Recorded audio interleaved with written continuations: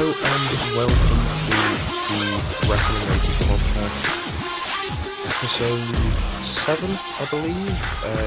Sort of technically episode 9, if you count the 2 WrestleMania episodes, but they're special one-offs or two-offs.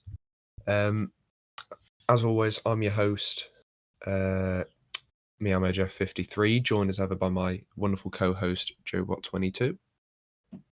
Hey, ho ho! It's the Joebot 22 here. Welcome back to another WAP. We're gonna have some fun today, and yeah. Yes, we will. Now, Joe, as we know from last episode, said that he would review the matches that he missed. And lucky for us, he will, because he's watched them all and he will now give his opinions. So, just tell us quickly, what were the matches that you missed again? So I missed the Miz and Morrison versus Bad Bunny and the other geezer. Didn't really pay attention to him because he was boring. But yeah, overall, I gave that match a 3 3/4 because I don't think it deserved the 4 stars, but it was pretty good. I think I'm past the honeymoon period of WrestleMania now. I think if I watched it at the time, I would have enjoyed it a lot more. Yeah. But I'm looking at it sort of as like, oh, I'm not excited for it. But okay, I'm watching it. So yeah, I gave that 3 3/4. I also missed Natalya and Tamina versus Nia Jax and Shayna Baszler, and I thought it was okay. Tamina was pretty good. Natalya surprised me. Nia Jax boring as ever, and Shayna Baszler, she's just Shayna Baszler really. I But feel sorry for Shayna. I really do. I do, yeah. But I gave that match a 3.5 stars. 3.5. Okay. Yeah, I think, is that more than what you gave it? I don't know. I think I it don't is watch it back. actually. I think. What did I give it? Let's have a look. I've got my notes here. I gave it. This was the second night's tag match, wasn't it? Yeah. Yeah, I gave it 3 1/4. Okay, so I gave it a little bit more. Yeah. And finally for Rhea Ripley versus Asuka, I gave that a 3 3/4. I was right. I wrote it down. But yeah. Okay. Again, I don't think it was as good as the Bianca versus Sasha women's match, and yeah, it was very good. It was a bit longer than I was thinking, but it was pretty good. Yeah, it was. It was I think a it's lot like 18 longer. There was a lot minutes. more to it. Yeah, a lot more to that match than there was the Bianca Sasha match. Yeah, definitely. But yeah, that's my reviews for the matches I missed. So we've left them in dispense for a week. They've been waiting for Yes. Yeah. for my reviews. But there they are. They're all on the table. We all know we're done. We're done with Wrestlemania now. Yeah, we don't have to talk about WrestleMania anymore. Or do we? Ooh. Or do we? Because I was just looking back. I was like, oh yeah, we do. Yeah. So we'll just quickly talk about all the releases that happened. I think it was Was it Thursday? Was it Friday? I think it was Thursday and Friday. I think Thursday we got the first few. Yeah, we got a couple on Thursday, and then we got like more throughout the night, and then we got like the last couple on Friday as well. That's usually what happens. They normally do it over like 2 days. Yeah.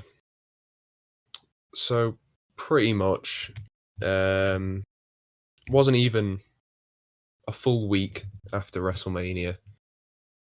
No, it wouldn't have been. No, so it wasn't even a full week after WrestleMania, and they've released. They being, of course, the WWE. they have released quite a lot of guys and girls. I'll just get the full list up here. Here we go. So we have Samoa Joe, Payton Royce, Billy Kay, Mickey James, Chelsea Green, Tucker Knight, Kalisto, Bo Dallas, Wesley Blake, and Mojo Rawley. Wow, that is And to be fair, we had insanely. also, we'd also had a couple releases like beforehand. So obviously we had Andrade. We had Andrade back in March. Lars Sullivan went in February, which I think we might have talked about that already. But we'll just quickly go through all the ones that got released on like the 15th and 16th. Yeah. There's a lot of old NXT stars on there, which is kind of surprising. Yeah. Well, I think what this shows is it shows a weakness in WWE's business model, perhaps, in that they have all these people and they bring them up. They bring them up to the main roster with the intention of trying to push them, make them, big main event stars. And then as soon as that doesn't, they don't immediately explode with popularity, they just toss them to the side, Yeah. So it didn't really. I think the exception here would be, the obvious elephant in the room, Samoa Joe, who he did get over on the main roster. He had these main event matches. He was in the main event of SummerSlam, I think 2017, in that really, really good Fatal 4-Way match. He main evented, I think, with Great Balls of Fire with Brock Lesnar as well. Joe got over, and Joe did well on the main roster. The problem with it was he got injured quite a lot. Like his main event career, or his main roster, career was very stop and start because he kept getting injured. And he's been injured for probably a year now, probably longer than a year even. And he's been out, like he hasn't been in a ring for a long time, at least on TV. And then WWE made him a commentator, and he was good as a commentator. He was commentating on WrestleMania, and I thought he was actually one of the better commentators on that night. He Or was on those one of the nights. better ones, yeah. Yeah. But I just feel like he had so much more to provide to the company, but they just sacked him off. He's on WrestleMania one night. I think he was even on Raw still, because I believe he's a Raw commentator. So he was on Raw on the Monday night. Come Thursday, he's gone. Sacked straight away, I don't think he wanted to be released. Same as I don't think a lot of the people who were released wanted to be released. They didn't ask for their release, like Andrade did, or other people in the past have asked for their release. I think I don't understand the company's rationale with this, because he had a lot of value as a guy for the company to keep around. Because he can work on commentary, and when he finally gets cleared again, he can go in the ring. Even still, like he's coming up on like 40 or something. He's a lot older than you think he is, but he can still go in the ring. So the decision to let him go, but then keep around, they're keeping around like guys like Baron Corbin. I don't get it. Genuinely, I'm surprised there weren't more people released in this, because they released people who actually are on television. They're actually featuring on television. And then they've kept guys like Lindsay Dorado and Baron Corbin, who they're just not on television at the minute. They haven't been for a while now, but they still get their jobs. Probably because they're not as highly paid as Joe. I feel like Joe probably did have like a big money contract because he's a big talent. I just feel like WWE have made a very, very bad decision in letting Joe go over some of these goobers and jobbers that they don't need, but they keep them around anyway. Yeah, I totally agree. I think it's pretty sad, especially when they have like loads of like way worse commentators. Oh yeah. I Like, think the is Byron WWE. Saxton still going? Get him Yes, gone. yeah. Get him Well, I gone. was going to say Saxton is on the same commentary desk as Samoa Joe. Get him gone. So I don't like in him. that case, get rid of Saxton and keep Joe because Joe is a much better Just reduce his commentator. pay. Like, if Well, if they're yeah, still paying him, I was gonna say, like, if you're only gonna keep him around as a commentator or broadcaster or whatever, just don't pay him his wrestling wage.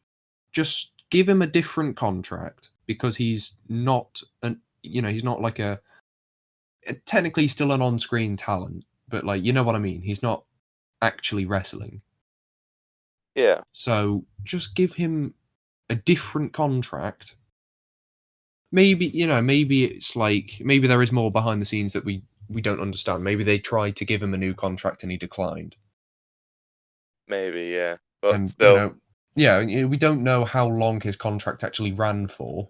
You know, he maybe his contract was coming up anyway, and they just decided rather than let him sit out the last, I don't know how long it would have been, or if it was even coming up at all, but rather than letting him sit out the rest of his contract, just cut the losses and get rid of him sooner rather than later because he's not going to sign a new contract. Something like that. But yeah, yeah, I feel like because he can't talk about it until his no compete release clause, because his no compete clause, I think it's like he can't say anything about it until the no compete clause expires because I think that's like part of an NDA. Or maybe there's just an NDA that on his contract. Once he's been released, he has to wait for the thing to expire. Whatever. I feel like we will learn more about these releases later down the line. When I feel like a lot of these guys are going to go to AEW or maybe even go to Japan. yeah. I feel like we are going to learn more about Joe and his contract situation as we are with a couple more. I feel like Mojo Rawley. Just quickly touch on him. Obviously, Mojo Rawley hasn't done anything for a year. Like genuinely, the last time I think I've seen Mojo Rawley on any show was last year's Wrestlemania, I was about to say, yeah. and that's just because Didn't he's Gronk's he mate. just And like Gronk was run the host. past? Oh no, yeah, he was like Yeah, wrong, he wasn't literally was there because he's mates with Gronk, and Gronk was the host of the show. I was gonna say like bloody a 24/7 championship. I thought he just like ran past the camera at one. He probably But he has was. like once or twice, yeah. But in terms of what he's actually like really done, there's nothing. He hasn't done anything in a year, so I can see why he would get sacked. I think he's one of the ones that I feel like he's not really gonna go anywhere. Like he might wrestle on like the indies and stuff, but I can't see him going to AEW. No, they went have him on. Yeah, like listen, I like Mojo Rawley, but I think even he would admit. I think even he would admit he's not a great wrestler. It's not the same with Zack Ryder. He just Well, didn't work. yeah, I was going to say you say that Ryder did go to AEW. Yeah, Um, but he didn't it's do well. just I think we talked yeah, about that, didn't we? no, But yeah, we talked about it. He went to AEW, had a couple matches tagging with Cody, and now well, I don't know what he does to be honest. Him and Kurt Hawkins probably just wrestling in their like little indie promotion that Hawkins owns. Wrestling with Grim Story Show. Yeah. We'll jump him next time we're on. Absolutely. But yeah, I feel like Mojo's probably just gonna. He's probably got a lot of money from this, so he's just gonna sit on his laurels for a bit. Maybe he'll go back into like American football or something to do with it. Maybe like a pundit or I don't know. Not so. Who else? Mickey James. Feel really sorry for Mickey James, to be honest. Not seen She's. her in a while. I was gonna say I haven't seen her in a very long time, and it's not like she's injured because she did get injured at some point in the past, like in a run. But I think even when she recovered from her injury, they didn't put her back on TV, which I mean, I'm surprised at that. WWE's women's division is very threadbare. I feel like you could say, it's not got a lot going on at times, and I think having a veteran who can go in the ring like Mickey James, you know, letting her have like a retirement run. I think that's what they should have done rather than just letting her sit on her ass for a year and a half and then just sacking her. I think that's a very poor decision on the company's part because she has a lot to give to the industry still. And I feel like it's very likely she either goes back to TNA or she goes to AEW to help bolster their women's division. Who else? There is the Iconics, Peyton Royce and Billy Kay.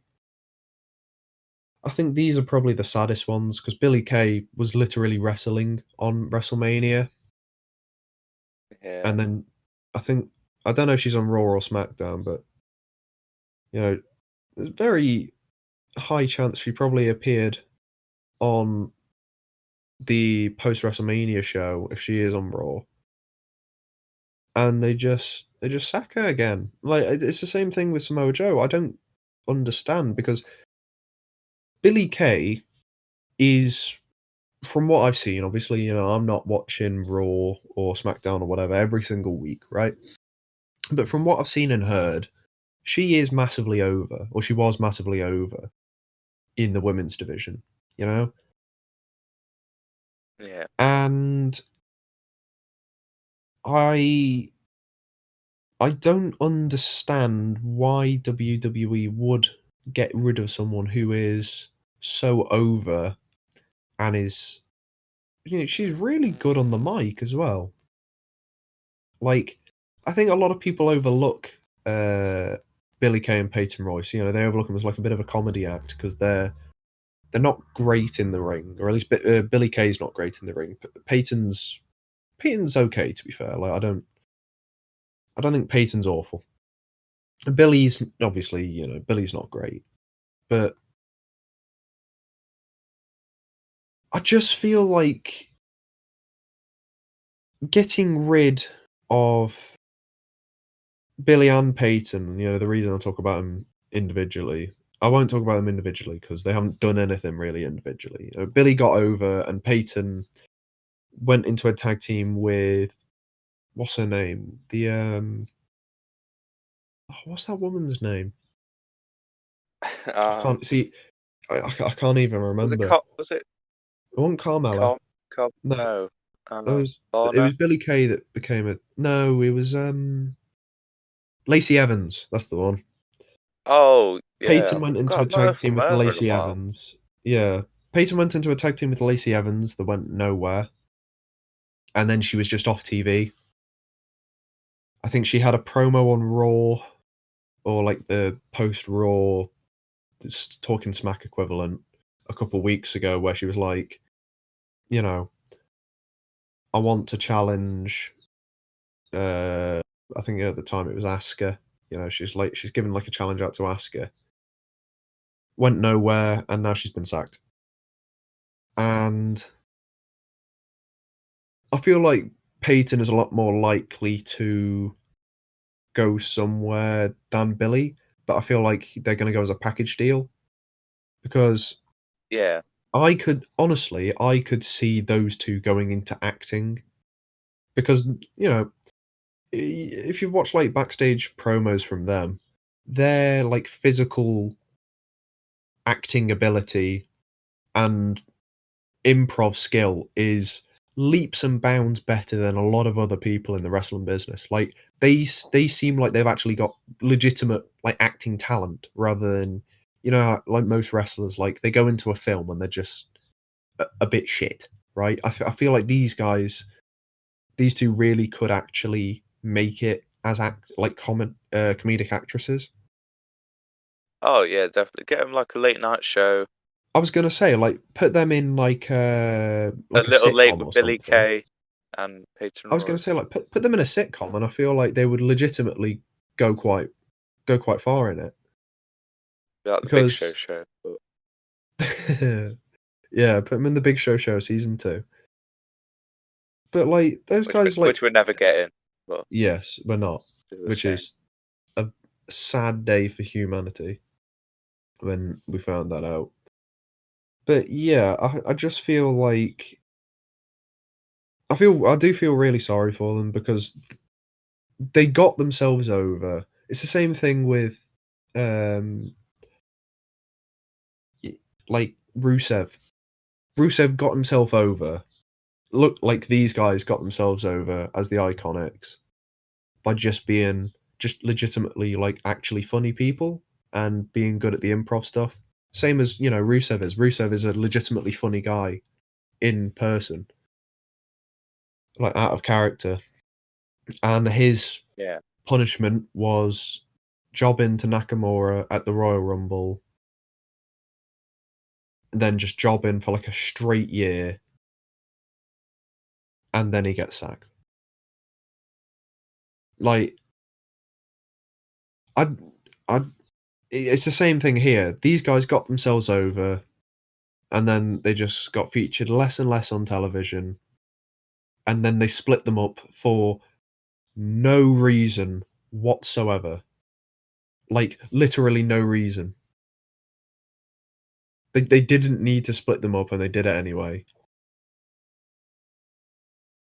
And then well, they suffered for it because they're better as a partnership than they are on their own. And it's not to say they're bad on their own, but I just feel like booking them on their own is a lot harder than booking them as a tag team because they were a legitimate tag team. They were one of the few legitimate women's tag teams in the division that could actually compete for those tag belts. Even if they're not the best wrestlers, ultimately they're good characters, and that's what wrestling is all about. Good character. You know, yeah. Uh, you think of, It's just a shame how they're splitting up so many tag teams recently, like Fire and yeah, Desire, Heavy Machinery. I was gonna say, like, well, we'll talk about Heavy Machinery. If you We are a will. tag We will. team, if you are a tag team in WWE, do not at any point show any heelish tendencies towards your tag partner because they will split you up. Just just don't. But yeah, we'll talk about uh Tucker Knight in a sec. Just quickly touch on Chelsea Green. I don't really know a lot about Chelsea Green. Um, she joined WWE quite a while ago, really, um, and actually made a main roster debut in November 2020 on Smackdown. It is like a literally like a one-time appearance for a debut, and she spent a while on NXT in the women's division. Not really doing a lot. I don't think she actually had any takeover matches either, which is a shame because whenever I've seen her, I think she's okay in the ring. But she made her one main roster appearance, other than like being a jobber for Charlotte once when she was the NXT Women's Champion, which was a weird time. But when she made her actual main roster debut, 'cause she got called up to SmackDown after Survivor Series, I believe it was. she got injured on her debut, and I believe she's, her injury's like all healed and stuff. But they never put her back on TV because she'd suffered a couple of injuries in NXT as well. She had her injury right on her debut. She moved up to the main roster, technically, and she's just been sacked because they kept trying to do something with her and she just kept getting injured. And I think it's sort of the same thing with Samoa Joe, where it's like, if you keep getting injured, there's no chance they can get you over. Like, the clock will just keep ticking down. So, safest thing is to just sack her. Now, yeah, like I said, I haven't seen a lot of Chelsea Green, and if I'm being brutally honest, I only really know her because she's married to Zack Ryder. But, I feel like they've definitely sacked her too soon. She made one main roster appearance where she got injured, which wasn't her fault. And as punishment for something that, again, she had no control over getting injured, they've sacked her. And I just feel like she's destined to go to AEW. I think either she'll go back to TNA, which is where she came from originally, or she's going over to AEW, again, to strengthen their women's roster. Like, I think that's one of the most obvious ones here. Quickly touch on Kalisto. He's been in the company for a long time. Like, I didn't realize Ages it now. until I was just like reading it. He's been with the company for 8 years. He joined back in 2013. Like early NXT days. Like, I think it was before they'd even had any NXT takeovers. It was the modern NXT, but like early doors. It was like He- your Cesaros, your Big E's, your Bo Dallases, Yes, yeah. Well, we'll talk really about early. him. Yeah. But apparently he got split from the Lucha House Party in the 2020 draft. I had no idea that happened, to be fair. But yeah, ever since. I know the New Day got split, but I don't know. Yeah, I was gonna say I knew like the New Day got split up and stuff, but I had no idea about the Lucha House Party. I do remember No, he me made a neither. couple of I remember he made a couple appearances on SmackDown last year, but they were all like, I think he had one match and then a couple of backstage segments because he's like good mates with Sasha Banks, so they just had him and Sasha talking in backstage promos for some reason. But yeah, he's a former United States and Cruiserweight champion. You know, he beat Ryback on the pre-show of WrestleMania 32. I remember that. Oh, you son And of a yeah, bitch! yeah. See, that's the only thing you had You to say about him. Yeah. you've just spoiled my game, you son of a bitch! Oh, oh shit. That's one of the questions. Oh Oh my fuck. oh my Oh no. god! It just shows my WrestleMania knowledge is second to none. Tried to pick obscure matches. I already know them. God's sake! Oh But wow! yeah, talking of people who've come through NXT. Spoilers for later in the episode, but Yeah. God. Talking about people who've come through NXT. Bo Dallas. Bo Dallas, I feel really sorry for. I think he was he the second or third NXT champion? I think he was the first, wasn't he? No, he wasn't the No, first. Rollins was the first. And Rollins. then I Yeah, can't Rollins remember, was the did first. Rollins drop it to Bo Dallas or did he drop it to Big E? Because I can't remember which order No, they no, went. I think Bo Dallas beat Big E. I think it was like an upset victory, Yes, maybe. yeah, it was like a ladder match, wasn't it? Yeah. Yeah, so Dallas I'm was the not too third. sure. Yeah, Bo Dallas was the third ever NXT champion. And he held it for a while. I think until Finn Balor came around, Bo Dallas was the longest reigning NXT champion of all time. Then he gets called up to the main roster. He does his Bo Leave gimmick for a bit, which obviously on NXT didn't work on the main roster, so they stuck him with the what they called social outcasts. which was literally just a group of jobbers who their gimmicks didn't work on the main roster, so they stuck them all together and they did a grand total of fuck all. Then he joined up with Curtis Axel to become the Miz Taraj, which I actually really enjoyed that gimmick. I thought they were quite good as the Miz Taraj. Then they split off from the Miz. They turned on and became the B Team, and they won the tag belts as the B Team. They beat the Revival of all teams for them, which was great. But after they dropped the titles to, I think it was the Hardys or like Bray and Matt Hardy or whoever, they just sort of faded into obscurity once again. Like, I think they made a couple appearances in Royal Rumbles, but that was it really. Might have had a couple jobber appearances here and there. But yeah, Curtis Axel got sacked last year, like literally this time last year. Dallas managed to somehow cling on for another year.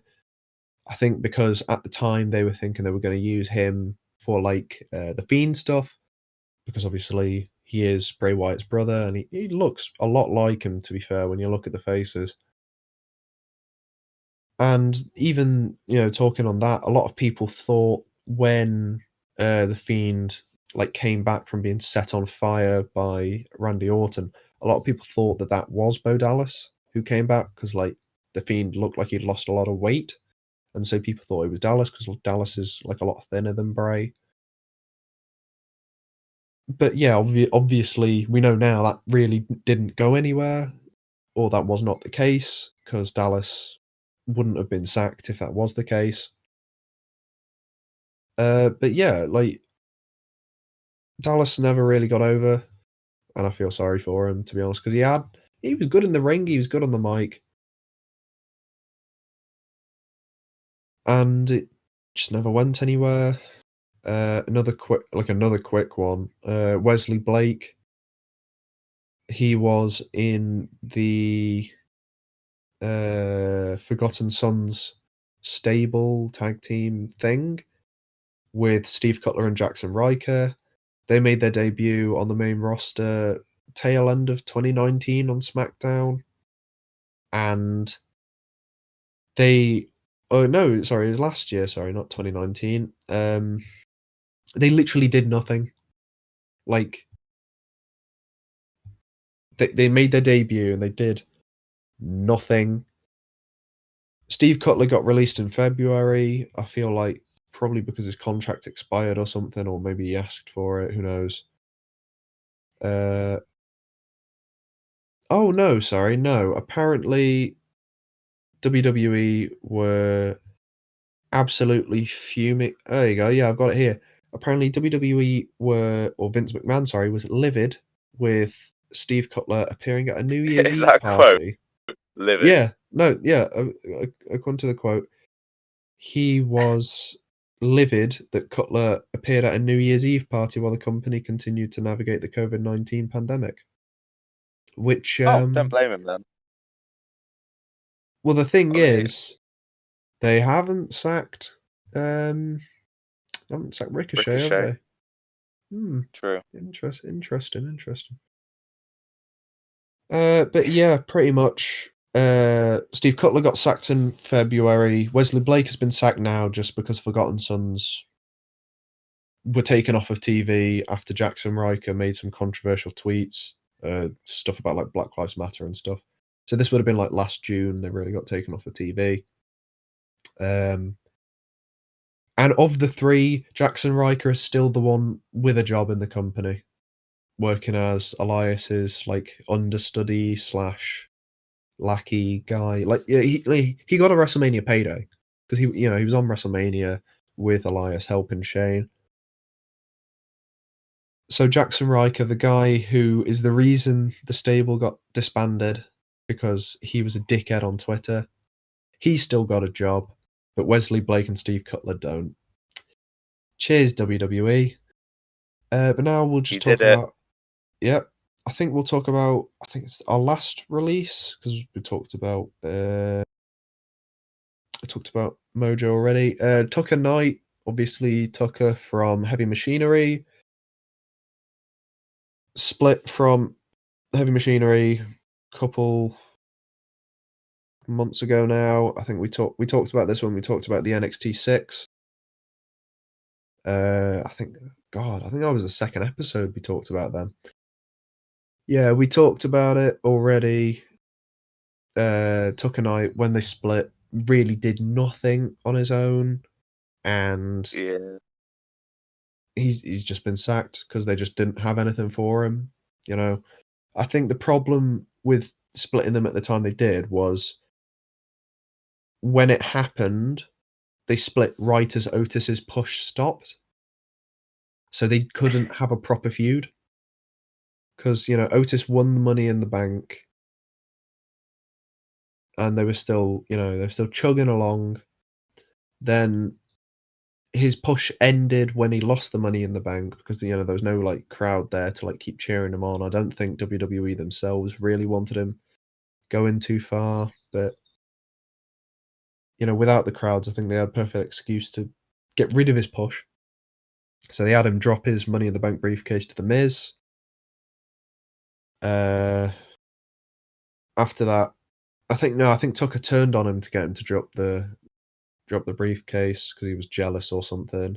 Then nothing happened from it, and Tucker got released. Otis is still in a job, but I think that's only because crowds are probably going to be coming back quite soon. But yeah, Tucker's gone, isn't he? I don't really have anything else more to say because we've already spoken about him in the past. Yeah, well, I think it's a real shame, but I think Yeah, a lot of a them. couple of these you could sort of see coming, like Yeah, a lot of them you could see coming, but the rest you couldn't. That's a real shame. Real yeah, shame. no, I feel like Kalisto, Tucker, Tucker maybe less so, but like Kalisto, Wesley Blake, Chelsea Green as well, Mickey James. I think you could sort of see them coming, even if Yeah. like probably the wrong decision to get rid of some of them, but you could see it coming. And then like Samoa Joe and the Iconics, I don't think anybody would have predicted that. I'm really shocked about those guys going, but There's always ultimately, one big surprise when the yeah, when the releases happen. last year you had Rusev. This year Yeah. you've had Samoa Joe and the Iconics. They always sack someone who's like semi big, or in this case, or last year like they were over, which it never makes sense, but we just have to move with it. Yeah. Oh But well. yeah, I think there's not really a lot else to say on them. I uh, sort of copy WWE here and wish them well on their future endeavors. But yeah, uh, I legitimately I do hope uh I do hope they do well in whatever they go into, and hopefully WWE don't fuck up like that again and sack people that they've got over. But yeah, we'll move on to our next segment. We'll just quickly talk about the post WrestleMania. Well, actually, it's more like a general thing, really. But we'll talk very briefly about what actually happened on Raw and SmackDown. But we'll just talk about post WrestleMania versions of Raw and SmackDown in general. you might have to educate me here because I'm not too sure Yes. on what happened. So But yeah. pretty much nothing. Nothing happened. Really. I think on Raw, Drew McIntyre got himself another shot at the WWE Championship, and on SmackDown, Cesaro has challenged Reigns for the championship. What else? Oh shit, that's good. Let's go Cesaro. Let's go. Yes, he won't win because I feel like No, but still, I think I said it on the WrestleMania review. They're building for Big E versus Reigns that would be at good. SummerSlam.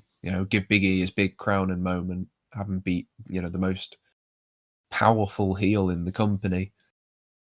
But yeah, one thing I did notice is they didn't actually make much of a point about the finish to the main event, where it's like Edge technically should have won it because he was covering Bryan. They didn't actually talk about it, which I thought they would have because they were going on about it on Twitter. It's But just because they don't want Edge to win it because yeah, well, he's like 45 or something, you know. yeah, They've would be heard nice enough for him to about. have another reign, but Yeah, but I think WWE know what they're doing with the part timers now. Just don't give them the belt, pretty much. Brock Lesnar. Sorry. Oh, Yes, yeah, something came over me there. Oh, excuse me. yes, but yeah, pretty much nothing really happened on SmackDown or Raw.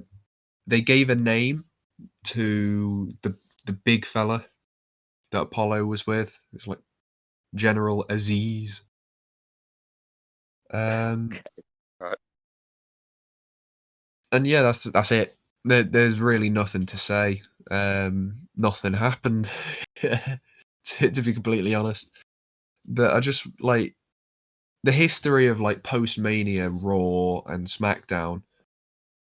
Usually something happens. You know, somebody will make a There's always like debut. a big return or a Yeah, like someone debut. will return or make a big debut or something. But you know, even last year, I think we got like a couple of like returns and debuts and stuff. This year, we just had nothing. Like no big returns, no debuts, no nothing. All we got was firing. But you know, normally, if we go back a couple of years, like I think it was 2017, post Mania SmackDown 2017, we had Nakamura make his debut with the like the live like violin performance and stuff. You know, who else? We've had a couple more. You know, oh I gosh, think for me, 2016 was like the biggest one. 'Cause I think Cesaro returned. We had like Finn Balor and no, I don't think Finn Finn Balor. Balor was like close to like SummerSlam Yeah, time, but yeah, we did. Yeah, I remember like we had return of Cesaro. we had Enzo and Cass, I think. Yes, yeah, Enzo and Cass was that post Mania. I think the Vaudevillains also made their debut, but nobody cares about the Vaudevillains. Um, Wasn't Bailey also? no, Bailey was Did later they? on. Like Bailey didn't make a main roster Oh, debut yeah, no, because until like all the SummerSlam NXT, time. like all the big NXT ones were on the draft, weren't they? Yes. Yeah, Yes, yeah, yeah. I So, well, remember that. they called up a couple of them at Mania time, and then they called up like Balor, Bailey, and a couple of other ones during the draft later that year. I remember my dad being like, "Who the fuck are these guys?" But no, Just like, Dad, these are actually these are the NXT superstars. I Yeah, think I only knew him because of like the 2K game. yeah. I was That's gonna it. say like that's pretty much the only reason I knew them because 2016, like I wasn't watching fucking NXT Takeover back then. No, Like didn't I think bother. I'm trying to think when I think the first NXT Takeover I probably watched was like Mania weekend 2017. So that would have been Takeover Orlando, which is the one I think Bobby Roode won the. Yeah, that's the one Bobby Roode won the NXT Championship because Nakamura dropped it to him, and then he made his debut on SmackDown later that week. But yeah, I think, Yeah, but you know, post Mania episodes of Raw and SmackDown usually something big will happen. pretty You good. know, you get Yeah. yeah. Usually they're good episodes, right? You get a big debut, you get a big return. You know, we didn't get any of that this year. Oh, we didn't get any resolution to that fucking Bray Wyatt shit either. That's another thing. They had Why? they had Just give us Bliss. something. Well, they had Alexa Bliss give a promo, and like I think her name is now like Ali, like Alice. Like I don't what. would have made sense if it was like Abigail, because like Sister But Abigail. But, but it's not. It's like Alice in Wonderland, I think, or something along those lines. I don't actually really care that much, so I don't know. But yeah, it's sounds just boring. some fucking there was no actual resolution, pretty much. What we ended up getting was a big stinking pile of nothing. And I'm annoyed. You know, I wanted some resolution to that storyline because they better have had something good to fuck up the finish of that match so much. And they didn't. It's just a shit finish to a match that wasn't good anyway for no reason. And it just gets on my nerves that they haven't actually tried to give us any real conclusion to it other than like Alexa Bliss is some fucking magic witch now. Dumb as fuck. Yeah, I mean, I didn't really watch it because obviously I wouldn't have watched it anyway. But if I saw something interesting coming up, I would have clicked on it and watched it. Yeah. But I was gonna say, like, I no, watched like a couple of the YouTube highlights videos and that was it. Nothing happened in them anyway. So but yeah, I exactly, think it's a bit of a I th- shame, really, because yeah. it has a reputation, and now they've just gone in. Well, it just felt like a regular episode of Raw. Yeah, but But we'll I do feel see. like yeah, I feel like when we actually start getting fans back in the stadiums and like having proper live shows rather than, they got fans back for WrestleMania, but that's it. I feel like when they get fans back for like Raw and SmackDown, I think that's when things will actually start becoming more interesting. That's true because you don't want your big returns to be Yeah, you don't want them in front of nobody. like a couple guys You want to have clapping on the them, Thunderdome. Like yeah, it's like you want to have them in front of an actual live crowd. absolutely. Yeah. So, I think that really covers what we think about that. Um, Now I've got a question for you, Joe. What do you think Ooh. is the difference between a street fight match and an Extreme Rules match? Well, Extreme Rules matches mostly take place in the ring, I would say. Where street fights are more brawly. Like you won't see a street fight match being taken place in the ring, you know. But yeah, they normally for street fight matches they normally like to take place out in the street, and they normally like use like cars or whatever, and like the one I'm thinking of is like Goldust versus Roddy Piper, um, which was just carnage really. But yeah, I think the difference between Extreme Rules matches, Extreme Rules are more controlled, which in a way makes it less extreme. Hmm. Um, and street fights are more hardcore, I would say. Yes. Well, technically, in terms of what the actual match means, there is no difference because both of them have no rules in terms of, there's no count out, there's no like illegal moves or anything. So technically, there's no difference. However, a street fight usually takes place in like street clothes, technically.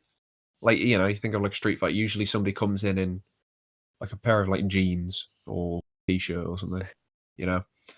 Whereas like a no Yeah. holds barred, usually they're just in their normal gear, they begin in the ring. A street fight, they'll start like brawling up the ramp or something. What I don't get about Extreme Rules, it's a stupid name. It is. Because Extreme Rules, you think that the rules are extreme, like you can't hit each other, can't do that, and you'll go, Yeah, oh, no, that's a bit I get extreme. you there. Like calling it It's a extreme stupid rules. name. Yeah, Should be no calling it rules. extreme rules makes you think these rules are extreme. Therefore, this match must be like the most uptight. You get DQ'd for anything, kind of a thing. Like But it's the spitting complete on him, opposite. Yeah, the idea of extreme rules is there's extremely tight rules, whereas in actuality, it's just there aren't any. So yeah, I agree with you I've been there. holding that one in for years. I agree Oh, with you there. It shouldn't be called extreme rules. It should be called no rules or instead of just relaxed rules. instead of just calling it extreme rules, just call it a fucking no holds barred match or a no DQ match because that's all it is. Like literally, extreme rules is just a no holds barred match. So just call it that. Because a no holds barred match is a no DQ match at the same time, right? That's what an Yeah. Extreme Rules match is. So instead of calling it something, because they have matches where they call them no holds barred, as well as matches that they call Extreme Rules on the same card, and they're just the exact same match tip. So why make the distinction when they're just the same? You know, I think No Holds Barred is a better pay per view name than Extreme Rules as well. I think I No agree. Holds Barred sounds better. Extreme Rules, like the only reason they called it that was because the first pay per view was the first pay per view was called Extreme Rules, and they had no DQ matches that they just started calling Extreme Rules because that's what the name of the pay per view was. Yeah, but like seriously, extreme rules. It just sounds. It sounds stupid. It doesn't make any sense. But yeah, so the difference between a street fight match and an Extreme Rules match is there isn't one strictly. In terms of the rules of the match, there is no difference. However, in the presentation of the match, there is difference. I think the big difference with a street fight is usually you get street fights that can end outside of the ring. I think you already said this, but street fight Yeah, matches yeah, usually they end or like they spill out all over the gaff. Whereas a no holds barred match usually they don't go too far out of the ring because a street fight. If I think of like I think the first example of a street fight match that comes to my head is actually WrestleMania 12 Goldust versus Roddy Piper, where yeah. I saw that. that Yeah, match finished about fucking 20 miles away from the stadium in got that run kayfabe. over. Yeah, like it finishes in the fucking car park of some random like filming set in Hollywood. Like that's a street fight. You know, it can finish anywhere usually. It's pretty much just a wrestling sanctioned actual fight. Like it's just a gimmicked fight, is what it is. Whereas a no holds barred match usually is just like, well, it's just a no DQ match, isn't it? It's just, I think we've already talked Yeah, about. I think we might have already talked about no DQ matches on an earlier episode. I don't actually remember, all of our episodes. They all sort of, I will say, they all sort of blend into one. But I feel like we've already talked about no DQ matches. I feel like with no holds barred matches, they're a lot more limited in what they can do than a street fight. Because a street fight, the idea of it is, well, they have a fight in a street. Like it's the idea of it is they don't have a match in the ring. They have a fight outside the ring, all around the stadium or the arena or whatever. They start like going like backstage and stuff. And usually street fights have a lot more room for variety. But yeah, I think if you were to be pedantic about it, which I will, uh, there is no difference strictly, other than street fights sometimes have false count anywhere. Yeah. True. Because, like, in a street fight,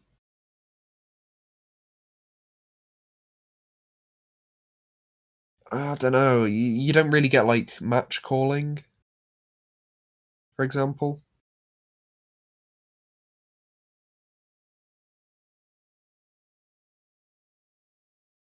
I don't really know. Yeah, like, it's hard. Like, a street fight usually is a lot more like There's a very anything. weird grey area around it. Yeah, It's like, yeah. yeah, Like, yeah, yeah, I feel yeah. like we're trying to answer a question that's it's a lot harder to answer because the wrestling business doesn't really have a defined answer for it. It's sort of just they're both no DQ matches, but one could finish anywhere else. Yeah. But But yeah, no. for my money, I say there's no difference other than Okay. location. Yeah, I think location is very important. Uh, Good show as well. as they would say on Holmes and the Hammer. But apart from that, yeah, I think you convinced me. I don't think there's much of a difference. I think it's just WWE like to pretend there's a difference, like how they like to pretend there's a difference between Extreme Rules matches and No Holds Barred matches when they are literally the Well, yeah, exact 'cause same. if you have like 10 Extreme Rules matches, they're not going to be very good. But if you have like 5 Extreme Rules matches, 2 street fights, and then like 3 no hold bars, it's it's going to be more interesting. But Well, they're pretty much just the same thing, they're all the same matches still. It's just different you just names, call so you yeah can advertise them differently. you're calling a horse a cow pretty much. Or a donkey a mule. Yes, yeah. I mean, a horse and a there's a weird analogy I just made there. Uh, But but no. we'll just move swiftly on from that. I've confused myself there, and Oh my god. we'll go from talking about street fights and no holds barred, extreme rules matches, all that to um, well, it's quite a different topic. It's more what's happening on social media than what's happening in a match, and I just wanted to talk about the Young Bucks. Now, we don't watch much AEW or any for No. that matter. Alright, yeah, I know. You know, I watched the first episode when it first came out and I thought, yeah, this is all right, but not for me. And I haven't really gone back. Maybe I should, but I'll talk about why I don't want to in a second. The Young Bucks, you know, even, Joe, you don't watch AEW, you know the Young Bucks. You I know, know who they are, yeah. yeah, they're big names in wrestling nowadays. Because they were big in New Japan, big on the Indies, and then it was a big thing when they formed AEW with Cody, with Kenny Omega, with Tony Khan. So like it's a big thing, right? Them founding this federation for themselves, and fair play to them, you know. Now I'm under the impression that they are heels in AEW, or they have been for a while or whatever. Again, I don't watch the show because to be completely honest with you, I don't want to and don't have the time to. And when I have tried to watch it, I didn't enjoy it. So it sort of just put me off it, right? Now, recently, uh, and I've sent some of this to Joe before, I've been seeing a lot of the Young Bucks making quite dickish comments on social media. And when I say like dickish, I don't mean like that they're just asking, they're acting like heels, which, to be fair, they are acting like heels. They're being like, oh, the fans are being blah blah blah blah blah blah blah blah blah blah blah. Right? I feel like if we were to really look into it,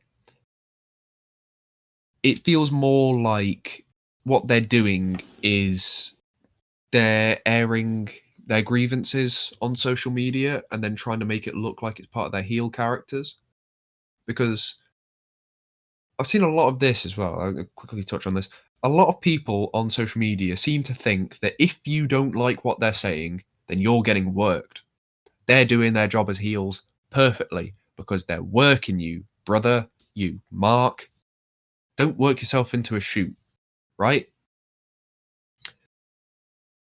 Well, wouldn't the idea of working me make me, the idea of trying to work someone is you're trying to work them into watching the show. That's the idea of working someone that I know. Ric Flair would work crowds back in the 80s and the 90s, right?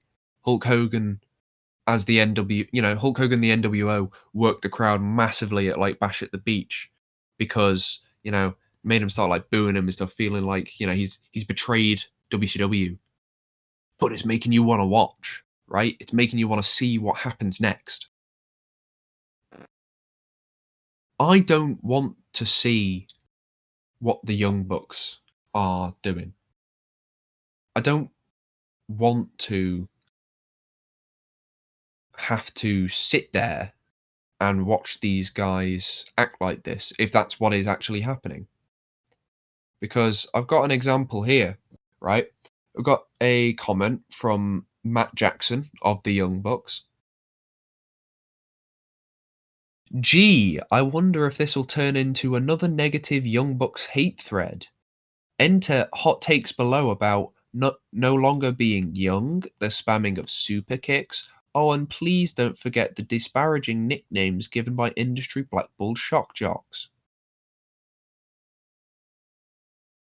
To me, that doesn't sound like it's meant to build up heat. No. What that sounds like to me, it sounds to me like a petulant man-child getting annoyed that people don't like him. And he's trying to turn it into heel heat by, he's using the things that people criticize them for, like the spamming of super kicks and, the fact that they're called the Young Bucks. They're like 35. They're not young. They're the old Bucks. Or just the Bucks. You don't have to call yourself Young Bucks because you're not young anymore. You guys are you're in your 30s. You've got kids, man. Stop calling yourself the Young Bucks. It'd be like if the Rockers called themselves the Young Rockers when Marty Jannetty was like 37. Like, you get what I'm saying? Like, Yeah. and it annoys me where he's like, enter the hot takes. Hot takes about them using too many super kicks. That's not a hot take. That's a fact. They use super kicks so many times in all of their matches, and I don't think they're bad wrestlers. I think they are symptomatic of the shift in wrestling style, and I think they should be applauded for being able to have such a big influence on the wrestling style of so many wrestlers and all this over the years. However, I think it's perfectly valid for people not to like the Young Bucks. And I think it's perfectly valid for people to criticize the Young Bucks, because while they have made great strides in changing how wrestling is done, especially like tag team wrestling, they made tag team wrestling feel important, right? I think it's very disingenuous of them to dismiss any and all criticism that comes their way, whether that be because they spam super kicks, whether that be because they're 35 and they call themselves the Young Bucks, you know, whether it be because they whine all the time, all this stuff, right?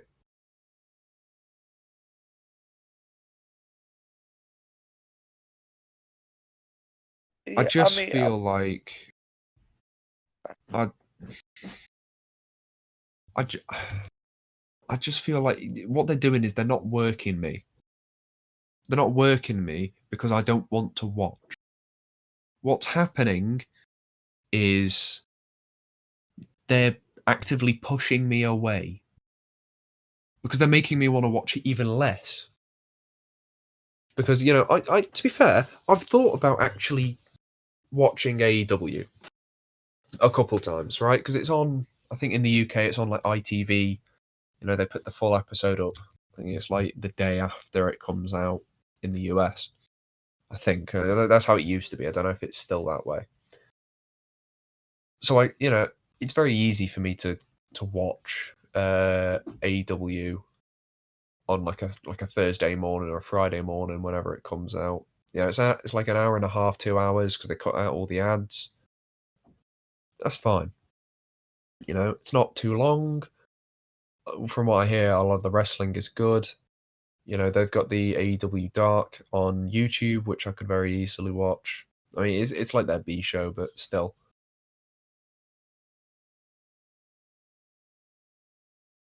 I just this is actively making me not want to watch because these guys are main eventers in there, which means they are pretty much guaranteed to be on the show. However, if this is what the main event of the show is, I don't want to watch the show.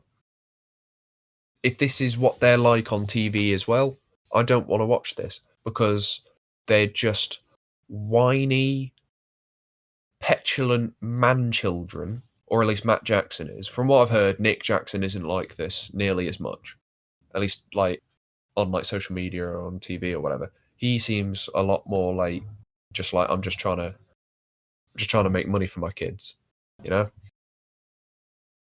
Matt Jackson in particular just acts like a whiny little petulant man child on social media because people don't like him or they're critical of him. And you could say, oh, it's part of his, you know, his heel gimmick, right? Well, he's never been able to take criticism. He's always been like this in differing amounts. However, now because he's a heel character, I think it's giving him a platform to be like to be genuine about all this criticism that comes his way. He's being more genuine about this, and he can get away with it because his character is that he's a whiny heel. So he's just airing his own grievances, you know, as a person, but framing it as a storytelling device because he's a heel, right? But it's not a storytelling device. I think that's what he's missing here is it's not interesting hearing you give out about the fact that you don't like that people don't like you. You have to be able to take criticism in wrestling. You know, John Cena had to put up with it for fucking years. You know, people always going, "Oh, all he can do is the 5 moves of doom." You know, all his matches were people were giving out that all his matches were the same. There was no variation in his matches. You know, it was always just shoulder block, um, that spinning prototype powerbomb thing he does, 5 knuckle shuffle, attitude adjustment. That's your match, right? the Young Bucks are sort of in a similar boat, you know? People give out because all they seem to do is super kicks and some flippy tag team moves without using any psychology. Which it isn't. That's not true. They do have good matches, and I will say this: I do think they're good wrestlers.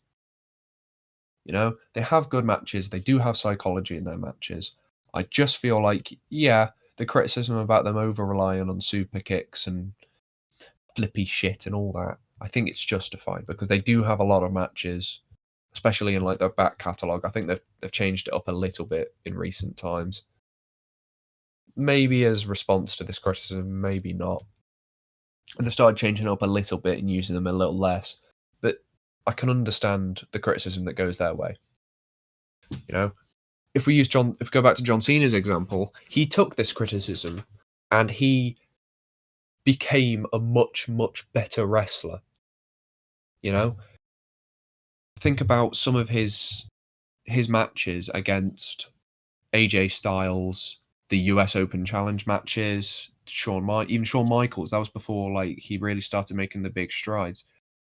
You know, he had a superb match with guys like Umaga and Rusev, and like you know, Rusev's a good wrestler as well, but John was by far the better wrestler in that match. In their, I think it was their no holds barred or submission or something match. And he was the one after WrestleMania.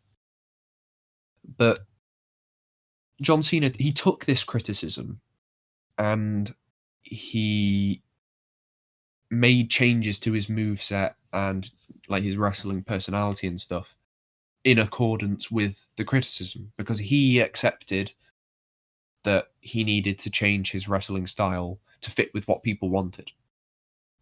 Because that's how you get over, you know? You wrestle to what the people want. The Young Bucks, on the other hand, are just completely dismissing and whining about all of the criticism that seems to be coming their way. They just give out constantly on social media, on Twitter. You know, I don't know if they do it on AEW as well. I wouldn't be surprised. They're constantly giving out, and it doesn't make me want to watch because if they keep giving out that people are they're giving out that people are giving out that they don't like their matches, then that's you know they're doing this on social media and stuff. Then this just makes me think, well, why would I want to watch you then? You know, if this is all you do on social media now is constantly give out about people not liking you without trying to make the changes to make you more likable or just accepting that maybe you're not the perfect wrestlers, you know? Maybe you're not these big, you know, like superstars you think you are. Maybe these people have valid criticisms about your style of wrestling. Maybe you think about making these adjustments rather than just sitting on Twitter whining that people don't like you. Because if you do that, you're more likely to get people to like you even less. You know, Twitter as a platform is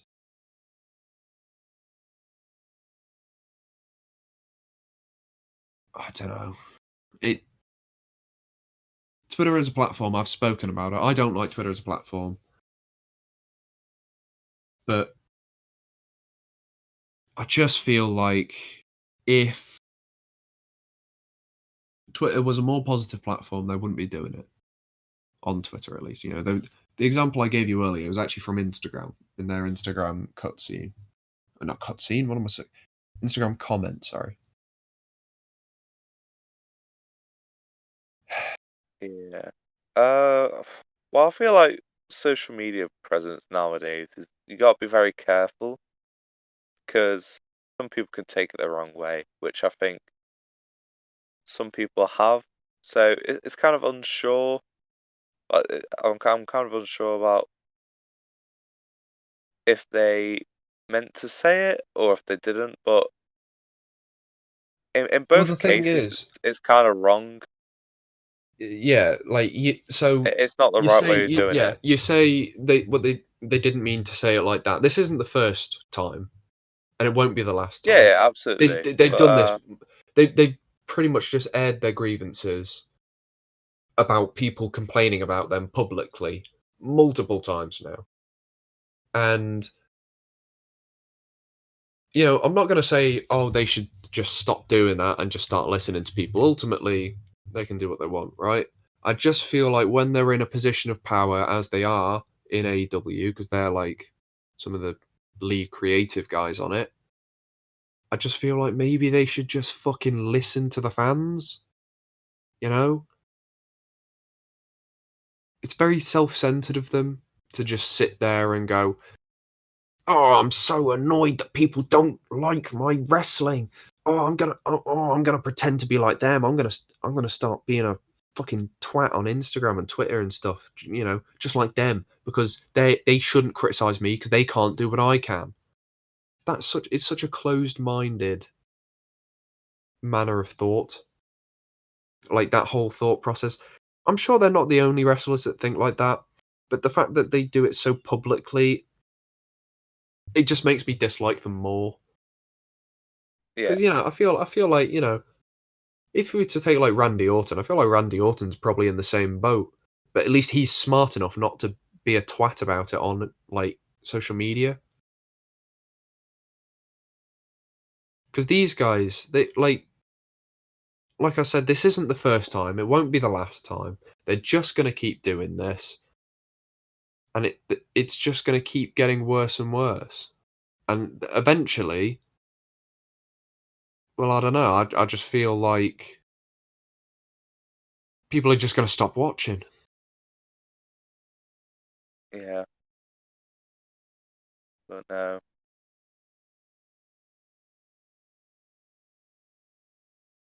I think that's all we can really say about that, really. Yeah, I feel really passionately about this because I used to like the Young Bucks a lot, and now through all this and them just acting like massive tools to all their fans, I've genuinely it's made me dislike them. Like to be fair, Yeah, I understand. I used to watch what was it, Being the Elite, their YouTube show. Ever since AEW started, I haven't watched that once. Hell, I probably hadn't even watched it that much even after they announced AEW. But I think even if I tried to watch that, because obviously the Young Bucks are such a big part of being the elite, they're the guys who run the channel, right? If I Yeah, tried watching that, I would probably start disliking them even more. Because if they're like this on Being the Elite, as they are on Twitter, as they are on Instagram, as they might be on TV, then why should I watch this? It's just people complaining that people are criticizing them.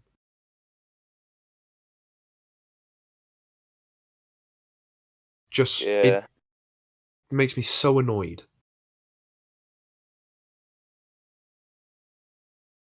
But anyway, um, we'll move on from me getting angry at the Young Bucks for a long time to something much more light-hearted. Uh, this is what is it, Joe? You explain it. Well, okay. So we need like a little jingle. Like, it's time to play the game. Hoo-ah.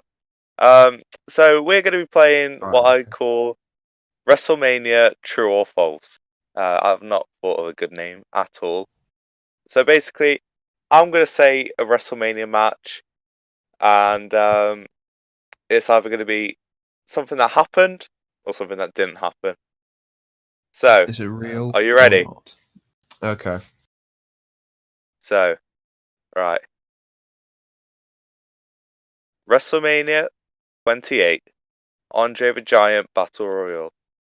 Nope. That's It true. started at That didn't WrestleMania happen. 30. It started at 30, mate. Yeah. So Easy so peasy. that's that was sort of an easy one, just to get you into it. Yeah. WrestleMania 11, Razor Ramon versus Jeff Jarrett. No, that didn't happen because Razor wasn't on WrestleMania 11, was he? That is real. Oh, that did happen. Oh, I'm fair pretty enough. sure, anyway. Hang on. That was you might have to fact check it. I did try and get him as close as possible. Hang on. Let's have a look. WrestleMania 11. The card. Where's the card? There you go. Oh, no, yeah, that did happen, sorry. Yeah, Razor Ramon beat Jeff Jarrett for the Intercontinental Championship. By disqualification, though. Yeah, okay. Yeah, no, Right. it's Diamond Dallas. WrestleMania 12 he wasn't on the card for, sorry. Yeah, continue, sorry. Diamond Dallas Page versus Christian for the Intercontinental title match at WrestleMania 18. Nope, it was for the European title. That is correct. Oh, it's false, but you got it right. Yeah, no, yeah. Rock versus Cena, WrestleMania 29. Rock versus Cena. Yeah, that did happen. Of course it did. For the Yep. WWE title. Twice in a lifetime. Bret Hart versus Steve Austin at WrestleMania 13. Yes, that was a submissions match with special guest ref Ken Shamrock. Yeah, I was going to put a pinfall match, but I think that would have given it away that it was going to be false. That it wasn't that. Yeah. Yeah. JBL versus Finley, WrestleMania 24. No, because JBL and Finley. Oh no, yes, sorry, yes, because that's the one where JBL throws a bin at Hornswoggle's head. Yeah, that was real. Yes, yeah, it was a street fight. There you go. See, there you go. That's the difference between a street fight. You throw bins at people. World Heavyweight title match, Eddie Guerrero versus Kurt Angle, WrestleMania 20. Yes. That is false. Oh no, it was the WWE title, wasn't it? It's the WWE Championship. Yes. Yeah, of course. Yeah. And the final question, we've already given it away. Yeah. Kalisto versus Ryback, the US title WrestleMania, match, yeah. WrestleMania 31. Oh, 31. Oh, it was 32. WrestleMania 31. True Was or false? it? Close one. It was, well, I mean, it did happen at 32, but So you're going with false then? yes, because it was 32. Correct, yeah. Yeah.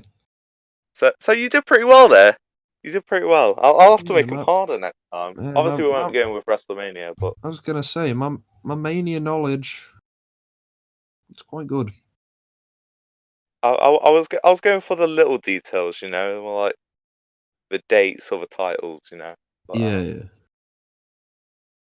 But yeah, that was pretty good.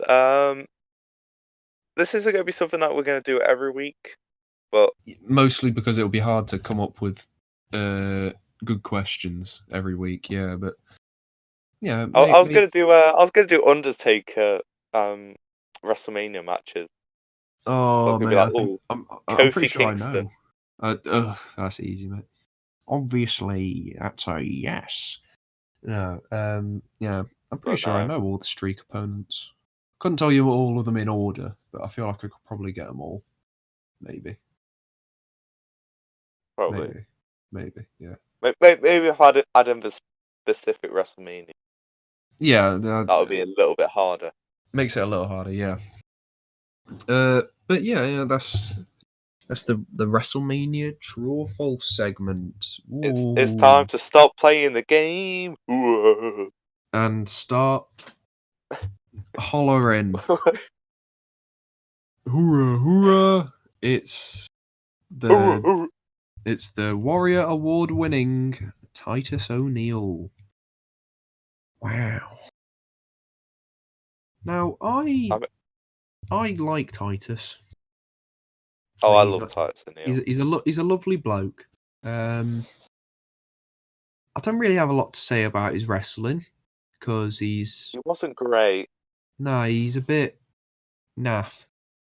To put it bluntly, he's a bit crap, but he's a lovely bloke, so I'll let it slide. Just like he let it slide into the greatest Royal Rumble, didn't he? Whee! Look at that. Well done. That was smoother than the floor must have been for Titus to slide on.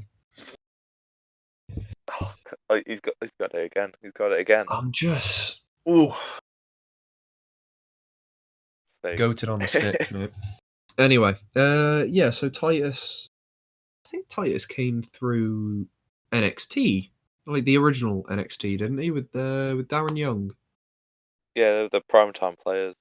Yes, yeah. So they came through as the prime time players, making moves, making $1 million moves.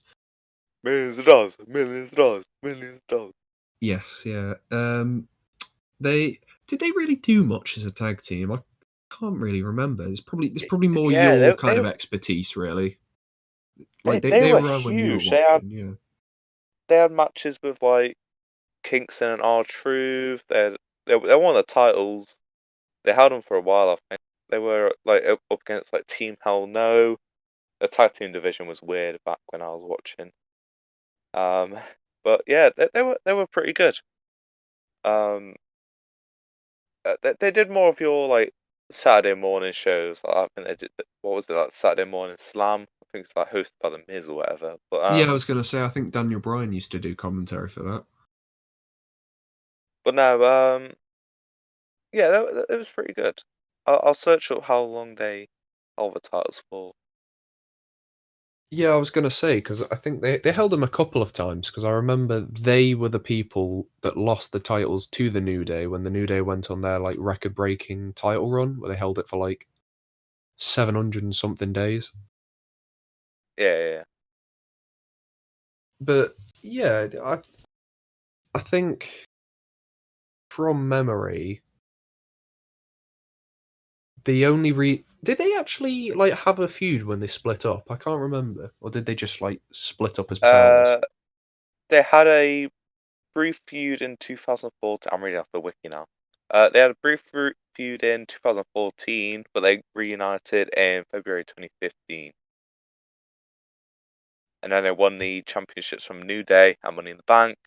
And then they lost them back at SummerSlam, I believe. Yes. Yeah. And then I think they didn't win the championship in back when they first started. They only won it once. Oh wow. God. Fair enough. That's rocked my whole world. Wow. Yeah. I do feel like did they actually have a feud when they split? Because the only reason I remember they definitely split was because Darren Young went on a singles run.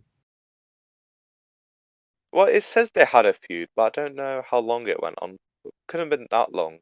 Yeah, but like I'm talking about like when they split for the second time.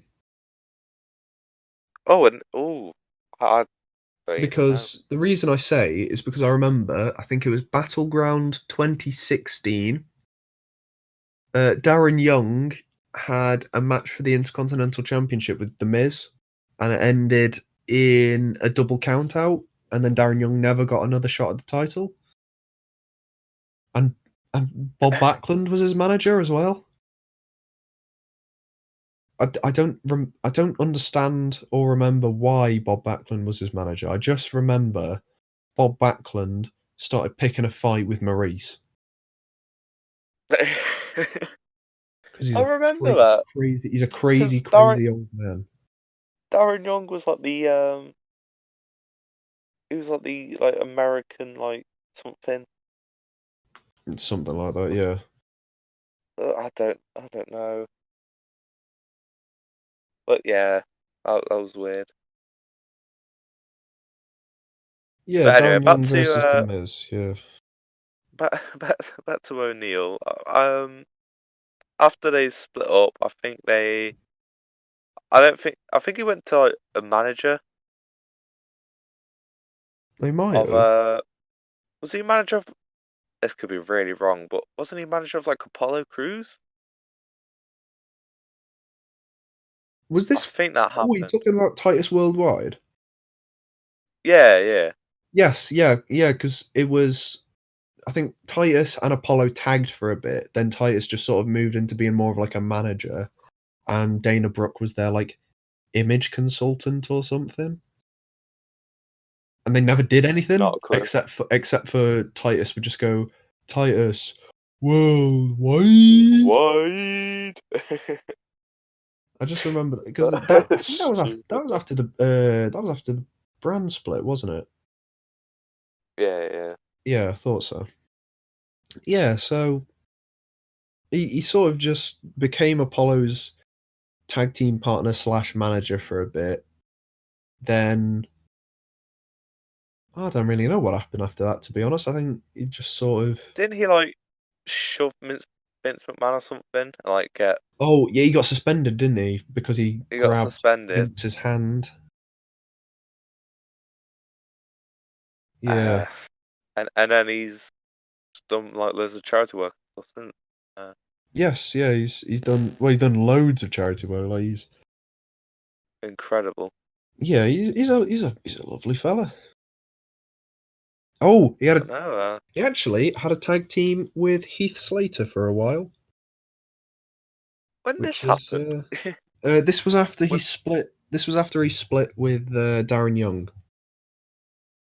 well, this would have been when like Steve State was like, I got kids, I need a tag team, I got kids, and that's before No, Rhino no, maybe. I was going to say no. It's before then. It was like July 2014. They Oh, tagged, yeah, they tagged against Zack Ryder and Sin Cara, Goldust and Stardust.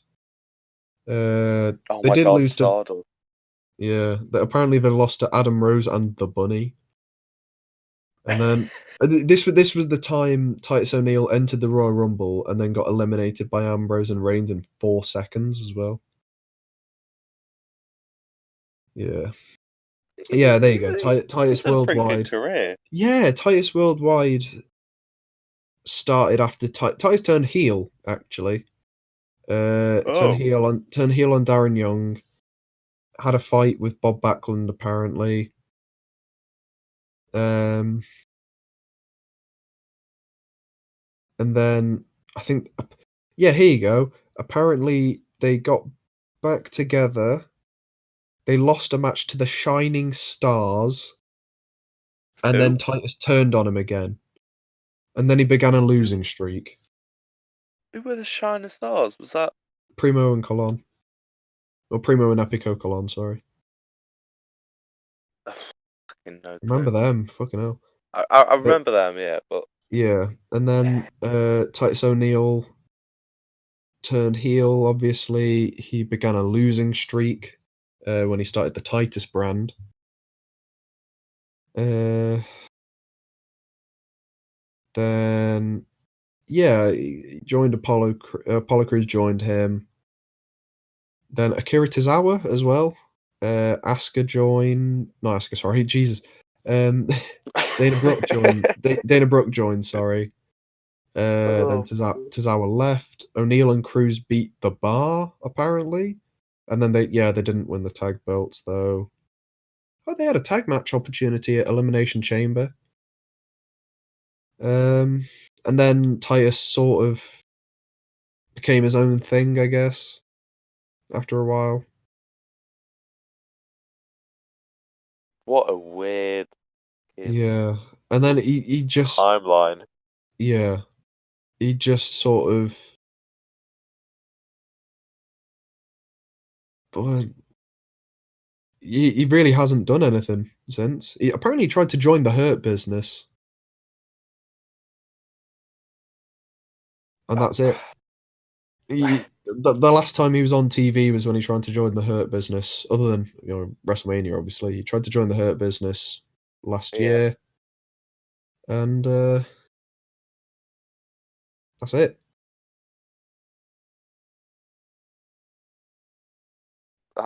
that's all we can say. But no, Yeah, obviously he hosted part of WrestleMania last year. Yeah. Like after Rob ran off, and then he obviously did it this year alongside Yeah. Hogan. But no, he's had a pretty good career overall. Obviously not in terms of title runs. He's not been great, but in terms of backstage success, he's done pretty well. Yeah. And obviously he's a Warrior reward, not reward, Yeah. but award recipient. And yeah, that's pretty good.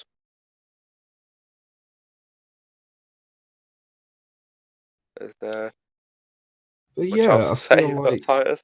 I feel like Titus. I do feel sorry for Titus a little bit, because he's just sort of just disappeared. That's true.